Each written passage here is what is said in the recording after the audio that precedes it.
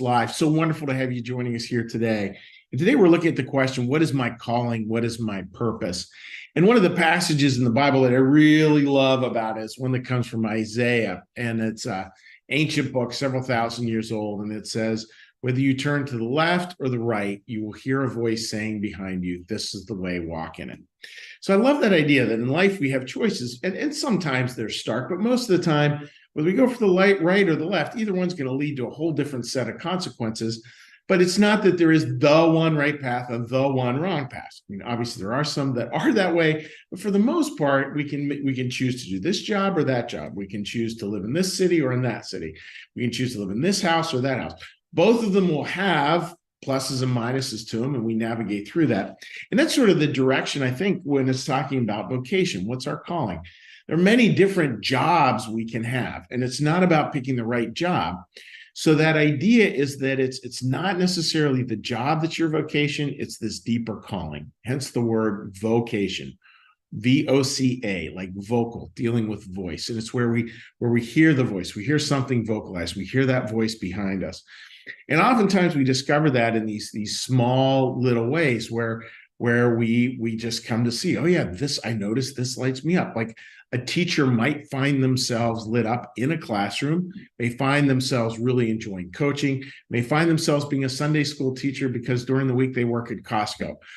Could be any number of those things where we find that call, we find that joy, and we see it kind of rippling across a broad sort of horizon of life.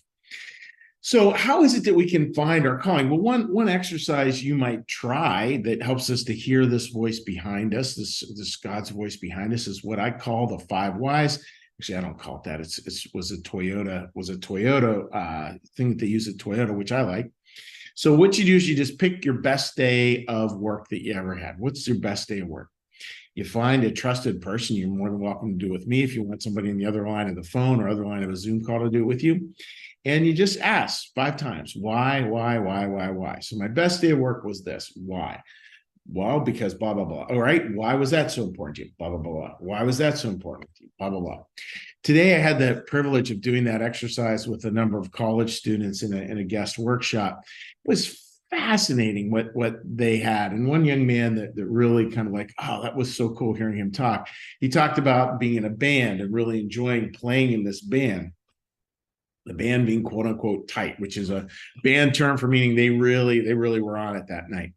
And it got down to, why was that so big? Why was that so big? Why did you enjoy that? Why did you enjoy that? And it got down to this idea of shared joy. The guy's really lit up when he can share joy and watch a bunch of people sharing that joy. That's the vocation, not being a musician. See, there's a difference there. And granted, music is one route. Being a musician is one way you can do that. So you go, why, coming down. But then the arrow has to go back up and you get to see, oh, I can realize that particular call through being a musician. And this is the beautiful part.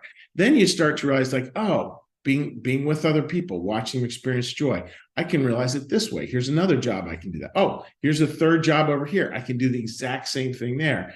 It starts to open up our idea of what kind of jobs suit us, because you're not looking for the perfect job. You're looking for a job where your vocation, implanted on your heart by God from all time, where your true use lies, where that can kind of go out there into the world and be manifested. And there isn't just one way to do it. There are many ways to do it. And that's what we have to be clear on in our lives. So folks, with that idea of a vocation, know that you have one, that there is some sort of vocal thing. There is some sort of voice. And you know it when you see it. You maybe all of a sudden doing this and all of a sudden you get swept away, time disappears. There's an author a few years ago who talked about it in terms of flow. It's where we experience flow. I would say it's where we experience heaven, would be as a pastor, the way I would say that. But just play around a little bit with that and find someone to do the 5 whys with. And again, sometimes you get to 3 and it answers it, or 4 and you answer it's not. There's nothing magical about the number 5. But take it down the pyramid, why, and then build it back up and start to think about where are the other places in life where this could be realized. And I think you will find that both very instructive and very fun as well. Really is kind of a fun exercise in terms of figuring out What is indeed my calling? And may you have fun with that little discovery. Again, whether you turn to the right, read you the passage here, whenever you turn to the right hand or whenever you turn to the left, your ear shall hear a word behind you saying, "This is the way, walk in it." Good stuff. Good stuff. So, friends, what we're going to do now is we're going to shift gears. We're going to shift gears into a quieter part, maybe give you a little time to contemplate your calling. And what we're going to do is we're going to do a little meditation, a little prayer, a little blessing, and then we'll say goodbye to folks that will not be responding live today on social media. But please feel free to leave a comment, and we certainly will respond in time. So with that, dear friends, let's all get a big breath and listen to the bell.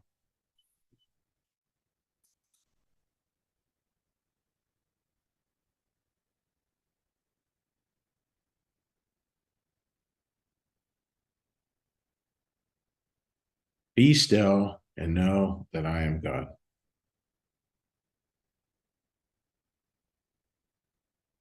Be still and know that I am.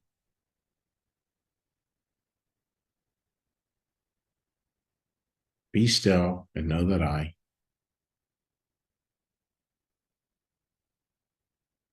Be still and know that.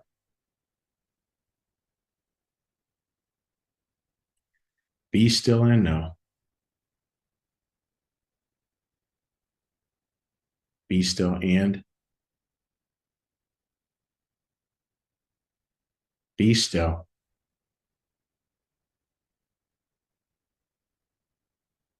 Be.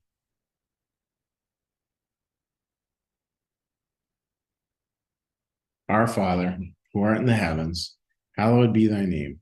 Thy kingdom come, thy will be done, as in heaven, so upon the earth.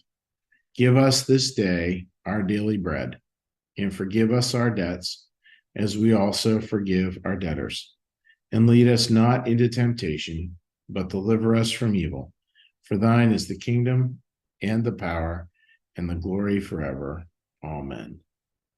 May the Lord bless you and keep you. May the Lord make his face to shine upon you and be gracious unto you. May the Lord lift up his countenance upon you, bring you peace, bring you home. Amen.